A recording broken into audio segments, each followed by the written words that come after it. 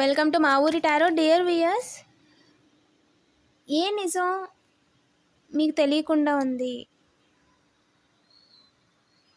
మీకు తెలియకూడదు అని చెప్పి కొంతమంది దాస్తున్న నిజం ఏంటి అని చూద్దామండి. ఏంజిల్ ప్లీజ్ చెప్పండి, కలెక్టివ్ తెలియకూడదని చెప్పి దాస్తున్న నిజం ఏంటి?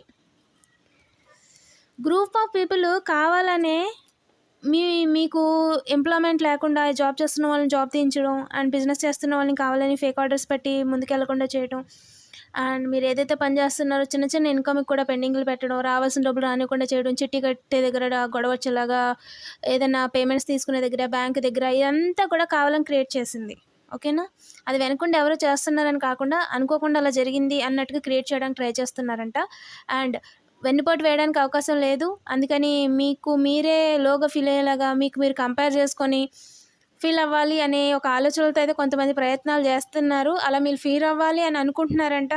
అండ్ మీరు హ్యాపీగా ఉండకూడదు ఓవరాల్గా అని చెప్పి కొంతమంది కోరుకుంటున్నారు, మీ చుట్టూ ఉన్న జనం అని చెప్పి విషయం మీకు తెలియకూడదు అని అనుకుంటున్నారు. మీతో మంచిగా ఉన్నట్టు నటిస్తేనే గతంలాగా ఇప్పుడు కూడా మళ్ళీ వాళ్ళ యొక్క ఆలోచనలు, ఐడియాలని మీకు చెప్పి ముందుకెళ్లకుండా చేద్దాం అనే ఆలోచనలు ఉన్నారు. కానీ బట్ అది వర్క్ అవ్వట్లేదు ప్రజెంట్. మీకు తెలిసిపోయింది ఎవరు ఏంటి అనేది. ఓకేనా? డబుల్ ట్యాప్ చేసి పాజిటివ్ ఎనర్జీని క్లెయిమ్ చేసుకోండి. అండ్ ఇంకా ఛానల్ని సబ్స్క్రైబ్ చేసుకోకపోతే వెంటనే సబ్స్క్రైబ్ చేసుకోండి. రెగ్యులర్గా నేను ఎనర్జీ రీడింగ్ చేస్తానండి.